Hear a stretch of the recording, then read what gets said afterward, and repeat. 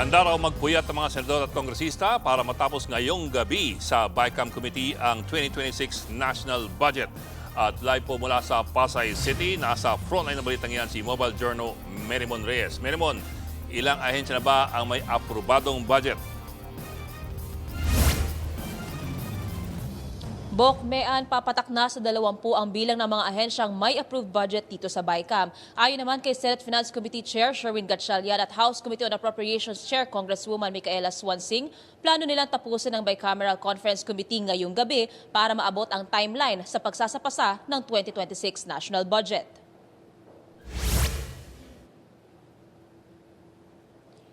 Nagpapatuloy ang pagtalakay sa budget ng mga government agency sa BICAM.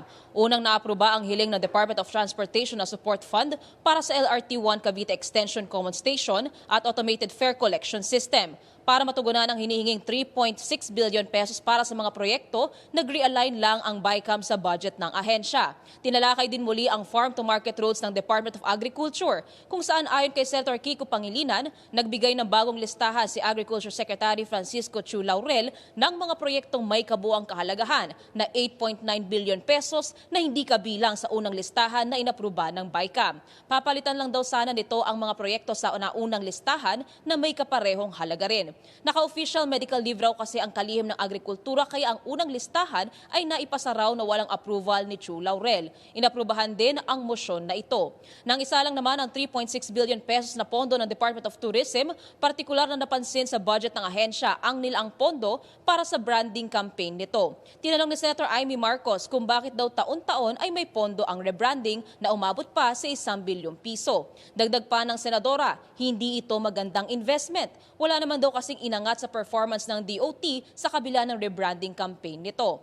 Aniya, ang dapat daw gawin ay ayusin ang intermodal transport, gawing mas mura ang pagbabiyahe at tutukan ang seguridad sa bansa kung gustong makahikayat ng mga dayuhang turista. Paliwanag naman ni Senate Finance Committee Chair Senator Sherwin Gatchalian, malaking pagsubok din daw sa bansa ngayon ang makabawi sa turismo lalo't na wala ang Chinese market. Kaya raw sa mga isinagawang budget hearing ng Senado, ipinresenta ng DOT ang plano nitong pagmamarket ng Pilipinas sa iba't iba pang mga merkado o bansa. Matatanda ang taong 2023 nang baguhin mula sa tourism campaign na It's More Fun in the Philippines na ginawang Love the Philippines.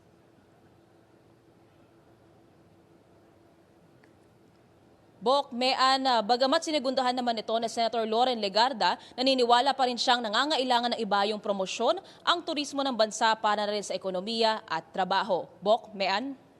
Bok, I understand that they're trying to pass the BICAM report fully approved by tonight. I don't know what tonight means to them. Pero mukha bang kaya ba yan ngayong gabi? Bok, so far kasi hindi pa natin nakakapanayam ng malapitan itong si Senator Sherwin o kaya naman si Congresswoman Micaela Swansing. So far, ang sinasabi kasi nila, target nilang matapos talaga ngayong araw, Miyerkules, itong BICAM at para nga maabot nila yung timeline na by December 22, ratification ng enrolled bill, yung full copy nito, and hopefully by December 29 o kaya naman bago raw ang bagong taon, mapapirma kay Pangulong Bongbong Marcos ang 2026 national budget. So far, wala pa tayong nakukuhang impormasyon dito sa BICAM kung plano ba nilang umagahan dito o kung may extend ng araw pa ang BICAM. Basta ang malinaw sa kanila, target nilang tapusin ngayong Miyerkules o ngayong araw o gabi na ito ang BICAM. Bok.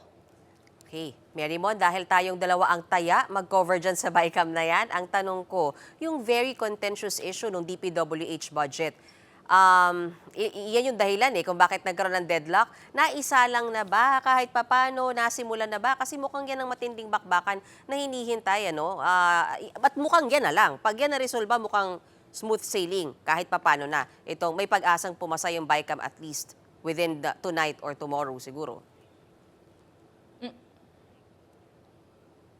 Mean, yun nga, so far doon sa listahan nakuha natin kasi nasa 10 pa yung mga ahensyang binubuno sa gabi na ito. So far, yung DPWH, maging yung unprogrammed appropriations, hindi pa naisasalang sa BICAM. Sa case naman ng DPWH, yung inapila ni Secretary Vince Dizon na pagbabalik, hopefully daw, ng 45 billion pesos na natanggal na pondo nila para raw masiguro yung implementasyon ng over 10,000 projects. Ang nasabi dito ni Senate Finance Committee Chair Sherwin Gatchalian, maaaring magkaroon ng pagbabalik pero hindi hindi raw yung kabuang 45 billion pesos. Yan yung isa sa mga antabayanan natin, maging yung possible na disagreements pa yung sa probisyon sa pagitan ng Senate at saka ng House pagdating naman doon sa unprogrammed appropriations. Baka kaya maaaring umagahin din ang BICAM mamaya, Mean. Meron pahabol ako, yung MAIFIP, that controversial medical assistance for indigents and the financially incapacitated, has that already been resolved? Kasi the last I heard was Siping Lacson and others were threatening to not sign the BICAM report basta't meron pang letters of guarantee.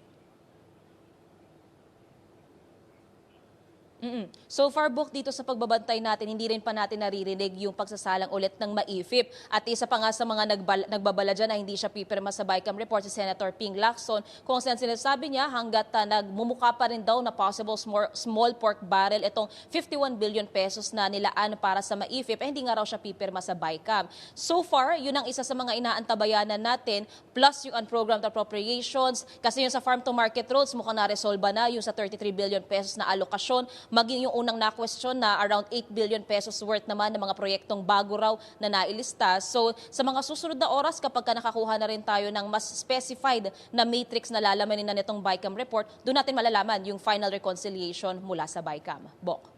Teka, Meron, mukhang mga major pa yung mga issue na hindi nire-resolve eh. So bakit napaka-optimistic nila? Kakayanin nila yan ngayong gabi? Target lang naman. Target Lang naman. Is it the Christmas season that gives him that optimism? Target.